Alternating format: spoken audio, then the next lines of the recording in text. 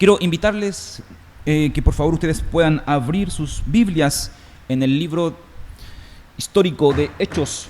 Hechos capítulo 6, vamos a leer versículos 8 al 15. Hechos capítulo 6, versos 8 al 15.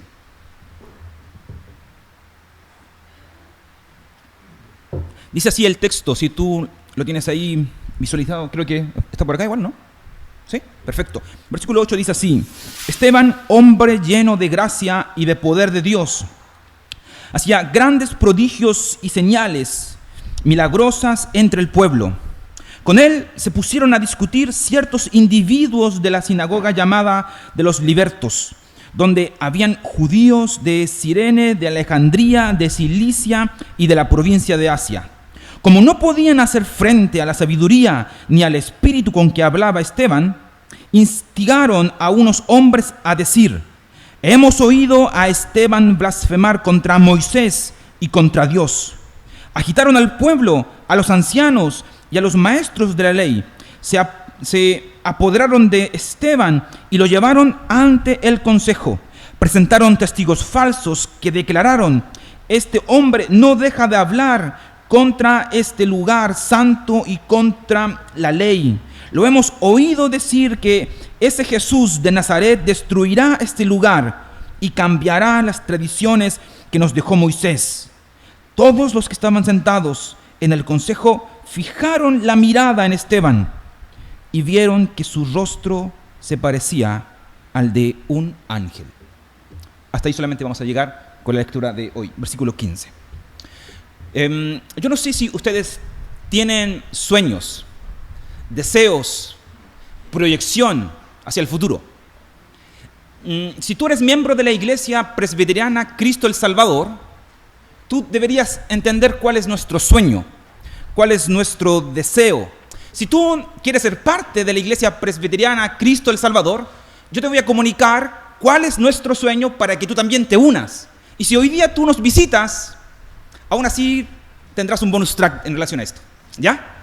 Nuestro sueño como Iglesia Presbiteriana Cristo el Salvador es ser una iglesia plantadora. Ser una iglesia que tiene muchos hijos o muchas hijas, es decir, muchas iglesias. Nosotros anhelamos, deseamos con todo nuestro corazón el poder ser una iglesia madre fuerte, con recursos, con personas que quieran salir de aquí e ir a plantar allá donde no hay iglesias, que tengan deseos de poder pensar en el reino y no en el castillo, que deseen poder usar sus vidas, sus talentos, no para simplemente escuchar y ser receptores, sino también ser personas que reproducen evangelio, que enseñan evangelio, que hablan evangelio, no importa dónde vivan, no importa la edad que tengan. Lo que deseamos es que como iglesia el reino de Dios crezca. Y eso en ocasiones no es tan fácil cuando vivimos en la comodidad, cuando las cosas van bien, cuando no tenemos problemas económicos, cuando no hay sufrimiento, cuando las cosas en el trabajo pareciera que prosperan, aunque hoy día tal vez la crisis ha hecho a varios sueldos reducir o comenzar a pensar en que vamos a tener problemas económicos hacia el futuro. Pero el crecer en muchas ocasiones no está acompañado de la prosperidad, comodidad, seguridad, estabilidad. Al contrario, crecer, avanzar, plantar, muchas veces tiene que ver con sufrimiento, persecución, con problemas, con necesidades, etc. Y Esteban, el texto que ahora voy a tratar con ustedes, y el personaje bíblico del cual les voy a hablar, que en este caso es Esteban es un ejemplo de eso. Ejemplo de cómo se puede lidiar con la adversidad y ser usados por Dios. De cómo a través de él, un hombre que solamente en el libro de Hechos, comillas, tiene 2 capítulos, es una punta de lanza de Dios. donde, usado por él, la iglesia, la primera iglesia o la iglesia primitiva del libro de los Hechos, se lanza hacia adelante y logra salir del estancamiento de solamente trabajar en Jerusalén.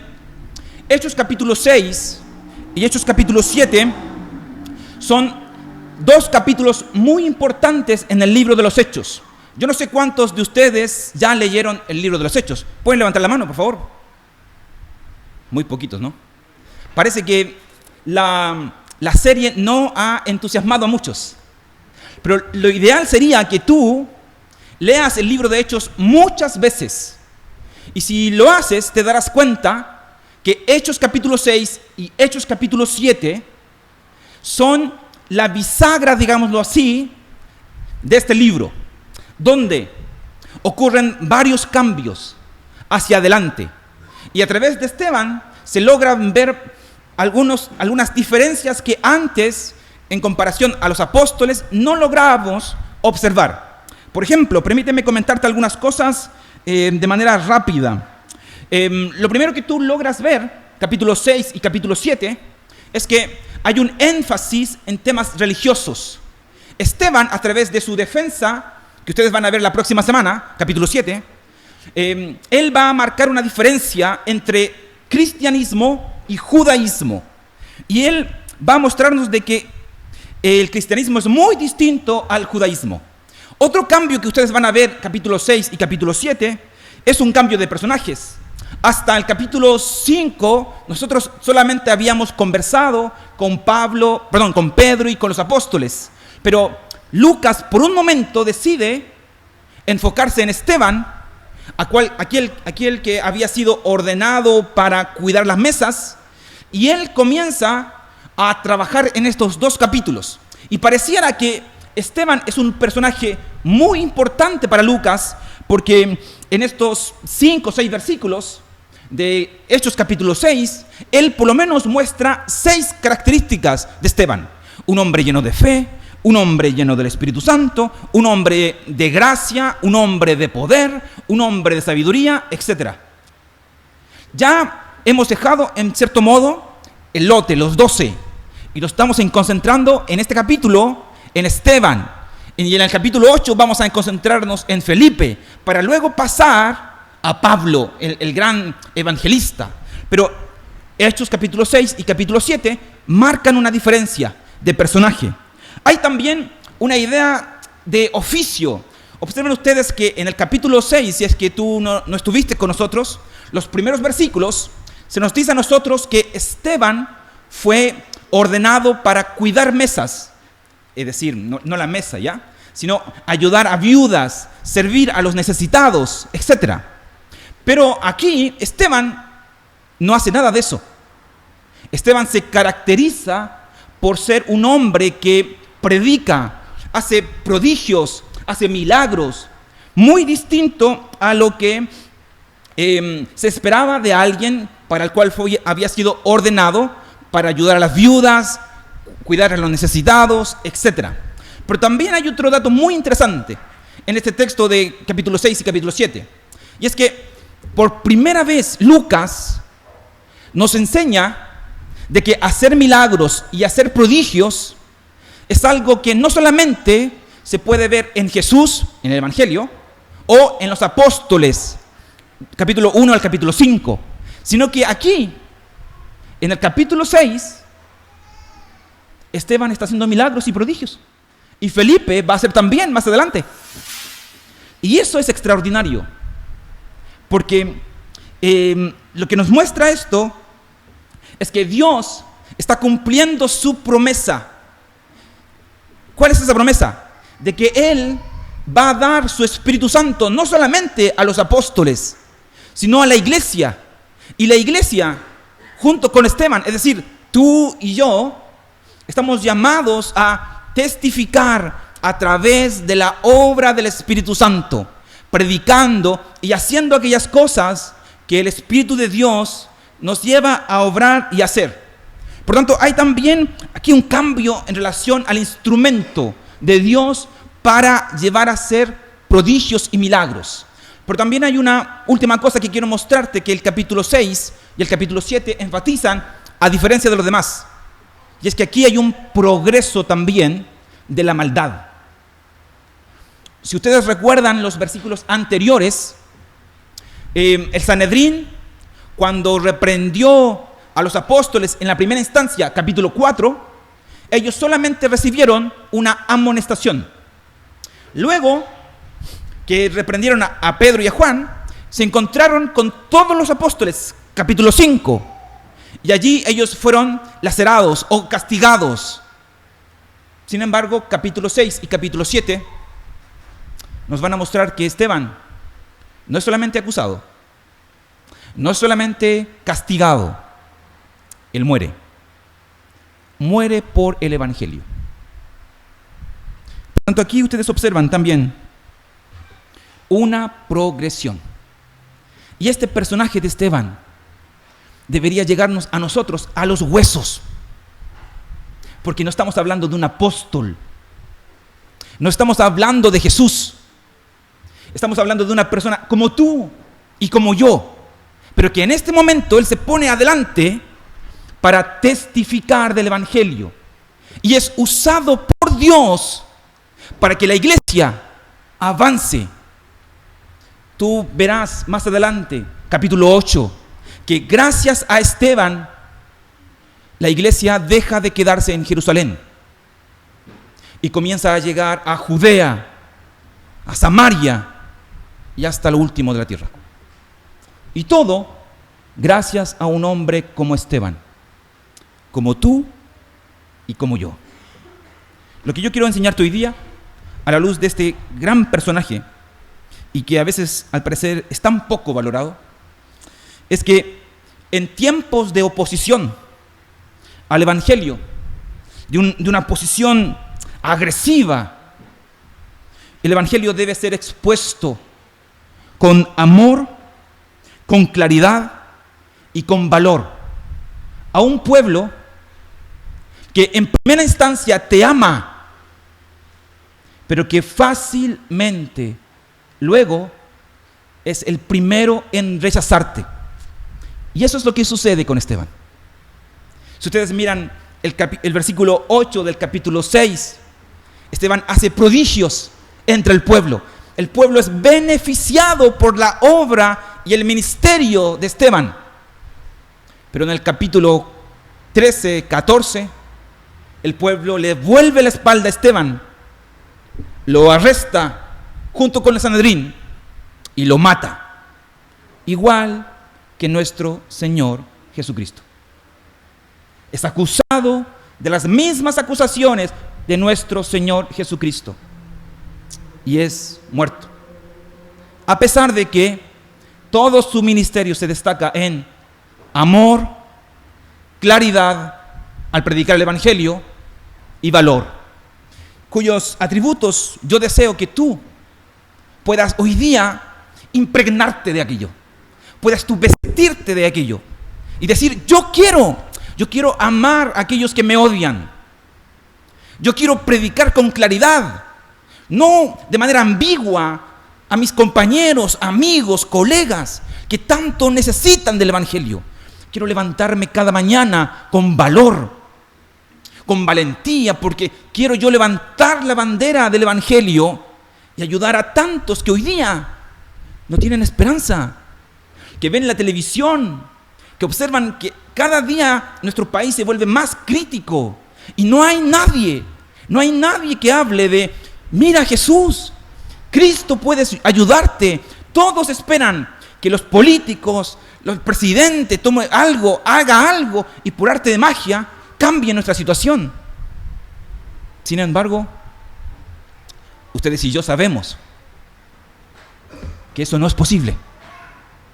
Sin Evangelio, jamás nuestros corazones se llenarán de lo que necesitan. Por eso, yo quiero invitarte a que tú puedas unirte a Esteban hoy.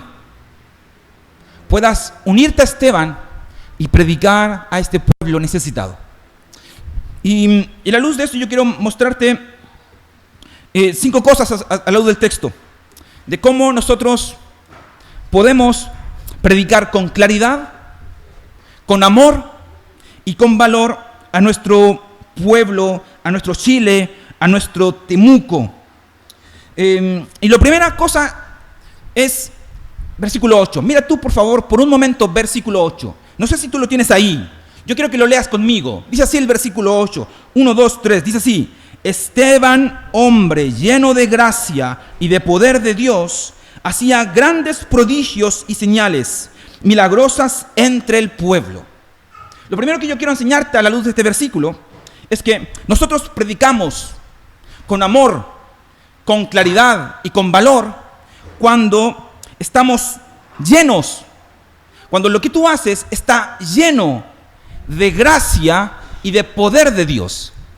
Yo no sé si tú te has dado cuenta, pero últimamente nuestra sociedad está marcada por la idea de que para que tú puedas avanzar necesitas talleres, seminarios, cursos, capacitación. Eso está muy de moda. Todos hacen capacitaciones y de alguna manera los títulos marcan en cierto modo nuestra identidad. Si tú tienes títulos, eres consultado, eres importante, puedes hacer cosas. Si no tienes título, si no estás capacitado, comillas, por tanto tu opinión probablemente no es de gran valor. Eres rezagado y sirves para cosas menores, no para cosas importantes. No obstante, Esteban, él, aun cuando no era un apóstol y no había estado estos 3 años con Jesús, él era un hombre que marcaba la diferencia. Él no había tenido visiones como lo tendrá posteriormente Pablo para llevar a cabo su apostolado. No obstante, él, a través de lo poco que el libro de los Hechos nos habla, él hizo una tremenda obra. Él obró gracias a que, según el versículo 8, él estaba lleno de gracia y lleno de poder. Lo que hacía de Esteban algo extraordinario son estas 2 palabras, gracia y poder, cuyas cualidades ya se habían mencionado en los apóstoles. Si tú anotas por ahí y quieres luego revisar, vas a observar que en el capítulo 4, versículo 33, estos 2 términos se usan en relación a los apóstoles. Sin embargo, ¿qué es lo que significa esto? ¿Qué significa de que Esteban era un hombre lleno de gracia y de poder? Hay un comentarista que se llama Campbell Morgan, que él dice que la gracia y el poder es una preciosa combinación que muestran 2 cosas. Una, de que Esteban, por una parte, era un hombre dulce, sin embargo, por otra parte, era un hombre con una tremenda fortaleza. Es decir, él era, gracias a la gracia de Dios, vale la redundancia, él era un hombre benevolente, era un hombre generoso, pero a la misma vez era un hombre compasivo y servicial. Dios le había llenado de estas 2 cualidades para afectar al pueblo, a la sociedad a la cual él estaba predicando. Él era un hombre que podía compadecerse y era un hombre que podía dar quizás de lo poco que tenía. Un hombre de gracia y de poder. Un hombre dulce pero con fortaleza. ¿Cuántos hombres y mujeres hoy aquí les gustaría ser como Esteban? Lleno de amor, lleno de piedad, de compasión, pero a la misma vez ser un hombre de verdad, firme, seguro, que sabe lo que tiene que hacer, que no retrocede porque hay adversidad o porque hay problemas. Él asume los problemas, avanza. Una mujer que siga adelante a pesar de que tiene un montón de niños, a pesar de que tiene un montón de loza que lavar y un sinnúmero de problemas, pero aún así enfrenta la situación. ¿Cuántas personas aquí les gustaría ser dulce y fuerte? Déjeme decirte que a mí me encantaría ser como Esteban. Hay tan poco de Dios en mí, hay tan poco de gracia de Dios en mí, de fuerza de Dios en mí, y tanta gracia o grasa o otras cosas que sobran en mí. Hoy tú y yo, a la luz de Esteban, necesitamos gracia de Dios.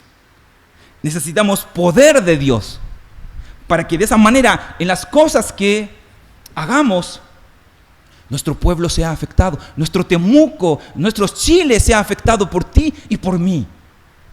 Impactar, llevar a cabo la labor de Dios. Donde sea que tú estés, en tu trabajo, en tu vecindario, Dios te ha puesto en tantos lugares que la verdad podríamos enumerar una lista tremenda de oportunidades que tú, yo tenemos a diario para poder mostrar a Dios a través de lo que hacemos. Y Esteban así lo hacía. Versículo 8 dice de que él entre el pueblo obraba señales, obraba milagros, pero esto no era capacidad de él, esto solamente era obra de Dios en él. Entonces, ¿cómo predicamos? ¿Cómo hablamos del Evangelio? Con amor, con claridad, con valor, con gracia. Yo sé que cada uno de ustedes no son la fuente del amor. Hasta nos cuesta amar a nuestras esposas, o nos cuesta amar a nuestros esposos, los que tienen esposos, ¿ya? O a nuestros hijos. Sin embargo, ¿a quién tenemos que acudir? A la fuente del amor.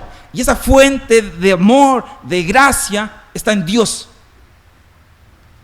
Dios es la clave para afectar nuestra sociedad con amor, claridad y valor.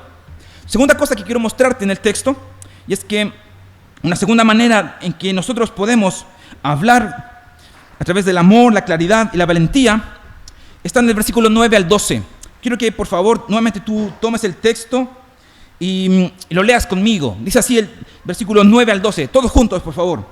Con él se pusieron a discutir ciertos individuos de la sinagoga llamados los libertos, donde habían judíos de Cirene, de Alejandría y de Cilicia, de la provincia de Asia. Como no podían hacer frente a la sabiduría ni al espíritu con que hablaba Esteban, instigaron a unos hombres a decir: hemos oído a Esteban blasfemar contra Moisés y contra Dios. Agitaron al pueblo, a los ancianos y a los maestros de la ley. Se apoderaron de Esteban y lo llevaron ante el consejo. Una segunda característica de cómo tú puedes hablar con amor, claridad y valor es cuando nuestras palabras, cuando lo que decimos está lleno de sabiduría y palabras del Espíritu. Mira, por favor, el versículo 10. El versículo 10 nos dice de que Esteban no solamente era un hombre lleno de poder y de gracia, sino que era un hombre lleno de sabiduría. Era un hombre lleno del Espíritu de Dios. Hay una queja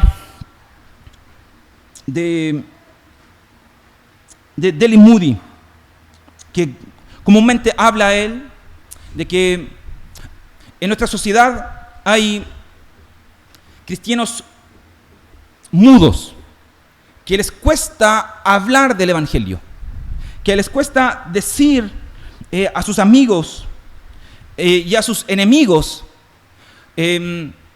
acerca de Cristo.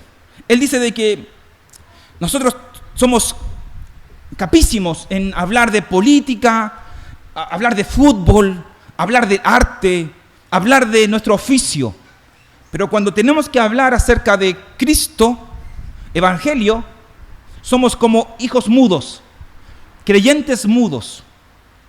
Y lamentablemente, eso es triste. Y algo muy triste también es cuando tú has invertido tanto tiempo en personas, has ayudado a tanta gente con recursos, con tiempo, con palabras, y luego después de un tiempo, estas personas te vuelven la espalda. Esteban, en ningún sentido es mudo. Y por otra parte, como ya te comenté, él es un hombre generoso. Sin embargo, sus receptores, el pueblo de Israel, el pueblo judío, el pueblo de Jerusalén, eran ingratos. Eran personas muy ingratas.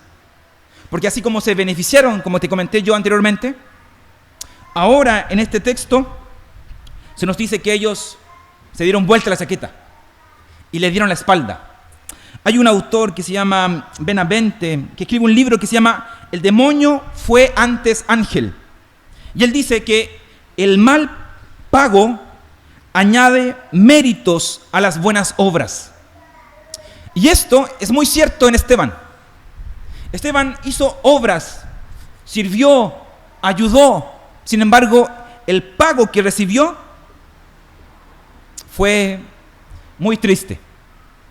Aquel a quien amó, aquel a quien ayudó, no fueron personas que posteriormente manifestaron amor, cariño y cuidado.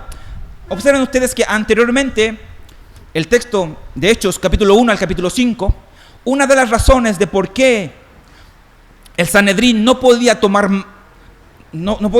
a los apóstoles y castigarlos era porque el pueblo había de alguna manera ayudado a los apóstoles. Como ellos eran populares, comenzaron a admirarlos y el Sanedrín comenzó a tener miedo del pueblo, y por esa razón ellos lo dejaron que los apóstoles siguieran predicando, siguieran estando en el templo, etc. Pero aquí eso no sucedió. Y eso se debe a estos hombres que se llaman los libertos, que eran hombres libres, esa es la idea del término, y que eran judíos esclavos que habían sido liberados y que habían ellos iniciado una sinagoga en aquel lugar, en Jerusalén. Ellos, dice el texto, fueron los que agitaron al pueblo, y no solamente al pueblo, sino a los ancianos y a los maestros de la ley. ¿Por qué? Porque en su discusión con Esteban, ellos no fueron capaces de callarlo. ¿Y por qué no fueron capaces de callarlo? Porque el texto nos dice de que Esteban tenía sabiduría. El término aquí, sabiduría, en el libro de Hechos, aparece 4 veces. Y las 4 veces dos veces aparece en relación a Esteban, aquí en el capítulo 6, y 2 veces aparece en el capítulo 7. Y cada una de las veces en que este término aparece, el énfasis es intelecto. Esteban era un hombre muy capaz intelectualmente, muy hábil al hablar. Pero no solamente él era un hombre inteligente, y no es esa la única razón de por qué los libertos no pudieron lidiar contra él, sino que también el texto nos dice de que él hablaba a través del Espíritu. El Espíritu de Dios estaba con él, y por esa razón ellos no podían hacerle frente. Era un hombre con capacidad, un hombre con competencias, y además de eso, un hombre espiritual, donde el Espíritu de Dios lo acompañaba. Y esa es una de las razones, obviamente, de por qué Esteban no podía ser callado. Porque los libertos pensaban de que su discusión era contra él, contra Esteban. Ellos pensaban que estaban discutiendo teológicamente con Esteban, cuando la verdad, ellos estaban discutiendo contra Dios, contra quien no puede ser vencido. Por tanto, ¿qué es lo que tú y yo necesitamos, además de gracia y poder, para predicarle a nuestra sociedad? Según el texto, lo que tú necesitas también es sabiduría y el Espíritu de Dios que te dé palabras, que Él te use, pero donde tú también, con intencionalidad, te capacites.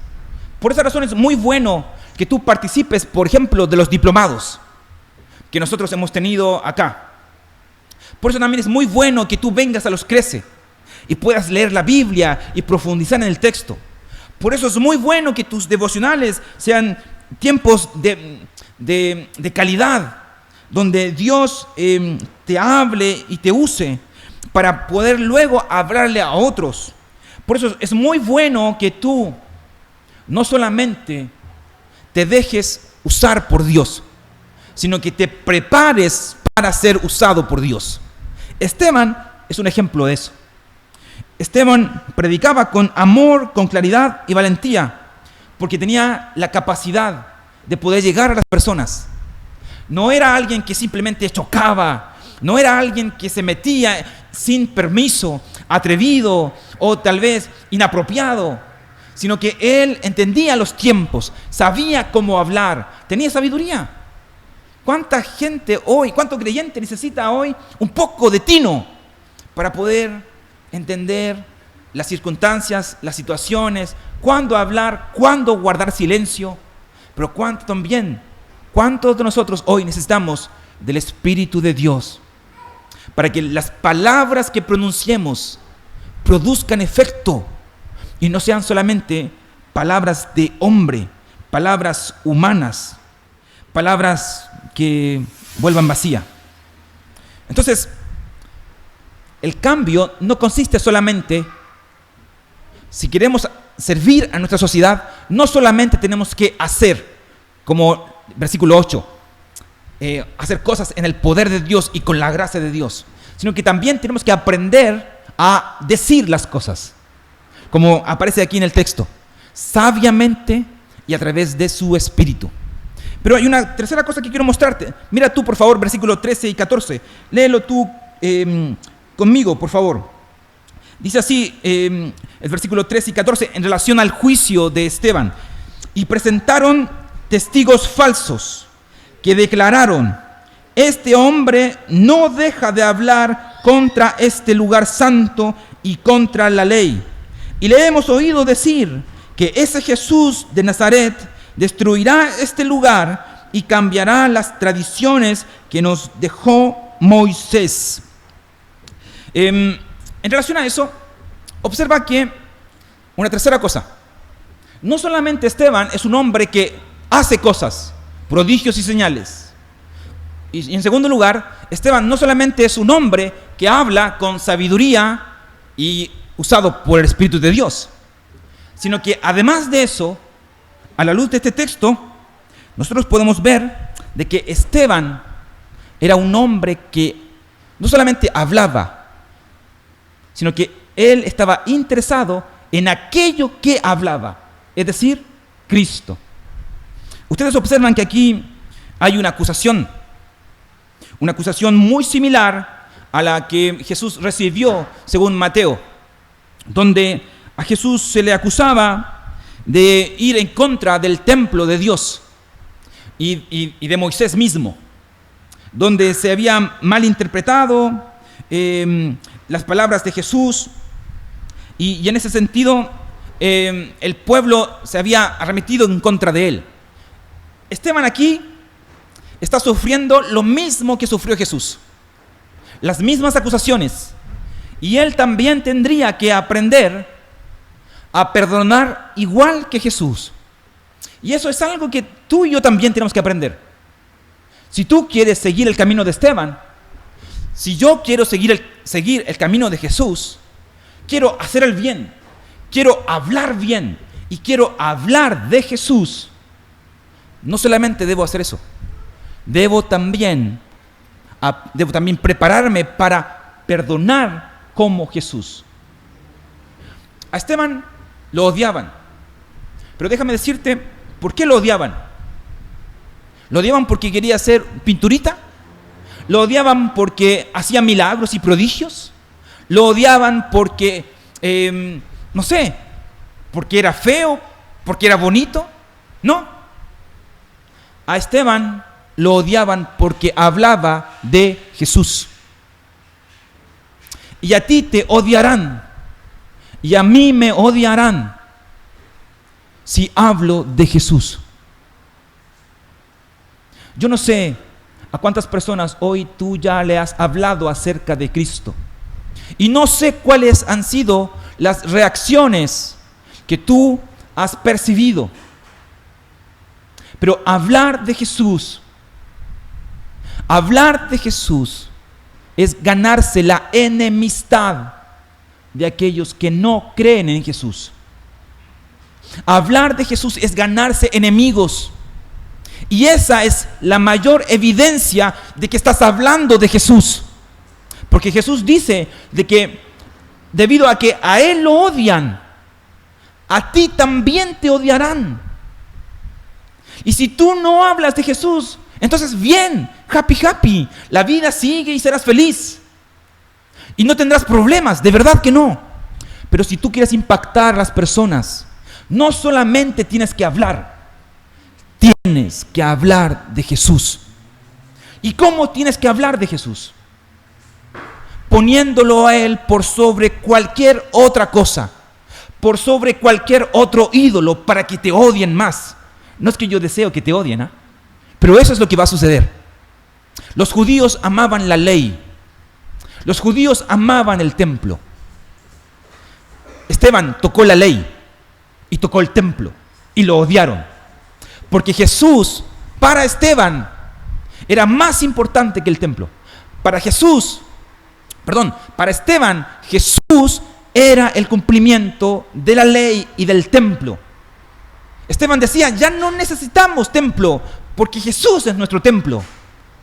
Él es el cumplimiento de la ley, no necesitamos sacrificios, Jesús es nuestro sacrificio. Y hoy tú irás a las personas y tú dirás, oye, ya no necesitamos tal vez un mejor trabajo, porque en Jesús encontramos satisfacción a pesar de nuestros trabajos. No necesitamos tener una vida eterna, digámoslo así, en este mundo, porque en Jesús encontramos la dicha y la eternidad para siempre junto a Él. Si tú pones a Cristo en contraste con todos los ídolos de nuestra sociedad, tú tendrás problemas, así como Esteban tuvo problemas. Pero si tú no lo haces, si tú no hablas de Jesús, entonces tú no serás como Esteban y tú no impactarás, no ayudarás, no servirás a tu pueblo, a tu Temuco, a tu ciudad, a tus vecinos, a tus amigos. Entonces, ¿cómo hablamos? Con amor, con valor, con claridad. Cuando tú y yo con claridad decimos Cristo y nada más que Cristo es lo que nuestra sociedad necesita. Cristo y nada más que Cristo es lo que nuestras mujeres necesitan. Cristo y nada más que Cristo es lo que necesita nuestro país, nuestro presidente, nuestros políticos, nuestros empleados, nuestros jefes, todo. Cristo es la clave. Y esa es la tercera característica de Esteban. Él no solamente hace cosas a través de la gracia y el poder de Dios, no solamente habla con sabiduría y en el Espíritu, él habla de Cristo. Él habla de Jesús. Sin embargo, y con esto yo termino ahora, cuando tú estás dispuesto a hacer eso, hay consecuencias. Cuando tú quieres ayudar, sufrirás. Cuando tú quieres cambiar a una persona, tendrás que sacrificarte. Si tú quieres servir, tendrás que pagar un precio. Y Esteban también es un ejemplo de eso. Porque, nuevamente, permíteme decírtelo, él obró con gracia y con poder al pueblo. Conversó con estos libertos. Ellos intentaron callarlos. Como no pudieron, usaron la fuerza. De hecho, esa es la lógica. Toda discusión teológica comúnmente termina con falsos testimonios y en violencia. Y así ha sido desde siempre. Cada vez que tú busques hablarle a alguien de Cristo, ellos dirán que tú estás diciendo algo falso. Y buscarán personas que desmientan lo que tú dices. Y si tú no te retractas, serán violentos contigo. Y Esteban sufrió eso. Y tú sufrirás. Nosotros sufriremos eso si somos fieles a la palabra, al Evangelio. ¿Cómo lo enfrentamos? Permíteme, por favor, solamente mostrarte el versículo 15, el glorioso verso 15.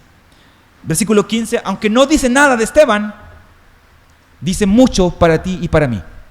El texto 15 dice de que cuando este hombre había sido llevado ante el Sanedrín y había sido juzgado, el Sanedrín iba a comenzar a interrogarlo.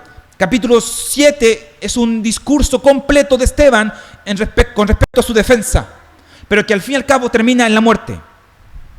Pero cuando el Sanedrín pone sus ojos en él, miren lo que observan. Versículo 15. Y todos los que estaban sentados en el consejo fijaron la mirada en Esteban y vieron que su rostro se parecía al de un ángel. ¡Qué tremenda expresión! A los ojos de todos, ese hombre que era tan malo para los libertos, el pueblo, los maestros, el Sanedrín, al mirarlo, tenía el aspecto de un ángel. Un ángel. Observa que Lucas aquí intenta subrayar algo con esto. ¿Sabes a qué se refiere esta idea del ángel? ¿Te acuerdas tú de alguien en la historia de la Biblia que su rostro haya sido iluminado, que puede ser posible compararlo al brillo de un ángel? Él se parece a Moisés. Y lo que está haciendo aquí Lucas es subrayar que Esteban no es el enemigo o un enemigo de la ley de Moisés, ni tampoco es un enemigo del templo, sino que al contrario, es el legítimo intérprete de la ley, que muestra a este pueblo duro que Cristo es el cumplimiento de la ley y el reemplazo del templo. No obstante, nadie nota eso. Pero hay otra cosa que este resplandor intenta mostrarnos, y que es, de alguna manera, lo que yo quiero que tú observes. Este resplandor de Esteban representa no solamente un brillo, sino una intimidad con Dios. ¿Qué te parece si nosotros ahora apagamos las luces y ponemos aquí puras, cortinas? A ver si nos brilla el rostro, como el de Esteban. ¿Por qué crees tú que no nos brilla el rostro? ¿Pasaremos tanto tiempo con Dios como Esteban? ¿Seremos tan íntimos, como dice Marcos Brunet, con Dios? Esteban es un hombre que no solamente hacía prodigios y milagros, no solamente era un hombre que hablaba con sabiduría y con el Espíritu, no era un hombre solamente que hablaba de Cristo, era un hombre que tenía intimidad con Dios. Y yo honestamente estoy anonadado con eso, porque tú y yo consideramos religión con hacer en lugar de ser. Consideramos de que el cristianismo tiene que ver con hacer muchas cosas, trabajar y hacer un montón. Ojalá poder suplir todas las necesidades. Sin embargo, Esteban se preocupaba más por estar con Dios, como Moisés. Escuchar a Dios, apartarse. Y de esa forma enfrentar toda clase de dificultad. Esa es la clave frente al sufrimiento. Esteban estaba siendo acusado falsamente, a pesar de todas las cosas buenas que él había hecho. Pero él era capaz de enfrentar todo esto porque Dios estaba con él. Un escritor dice que Dios usa el sufrimiento de sus misioneros para despertar a otros de la indiferencia y hacerlos valientes. Yo espero que a través de este ejemplo de Esteban, muchos Esteban puedan levantarse hoy, hombres y mujeres, que se levanten amando, que se levanten estudiando las Escrituras y luchando por expresarlas con claridad, que se levanten con valor, porque eso es lo que nuestra sociedad necesita. No parlanchines, no estrategias, no métodos, hombres y mujeres como Esteban. Termino. John Piper escribió un famoso libro. Si tú pudieras comprártelo, yo te lo pido, léelo varias veces. El libro se llama Alégrense las Naciones. Y él plantea dos preguntas que yo con esto quiero terminar, de verdad que sí. Y él dice, hoy necesitamos nuevos mártires. Esa es la pregunta que él plantea. Y yo creo que es muy contingente a la luz del texto. Mi pregunta para ustedes es, hoy necesitamos nuevos mártires. John Piper dice lo siguiente. En primer lugar, hablando del mártir, el mártir cristiano muere en manos de aquellos que quiere salvar. El mártir cristiano no planea su propia muerte, ni la usa en contra de sus adversarios. El mártir cristiano no persigue la muerte, sino que persiguen el amor. El cristianismo no se extiende por el derramamiento de sangre de los demás, ni siquiera se está mezclada con la nuestra. Cuando avanza por el sufrimiento de los mártires, el cristianismo trata de que su objetivo sea el dar vida, no causar la muerte.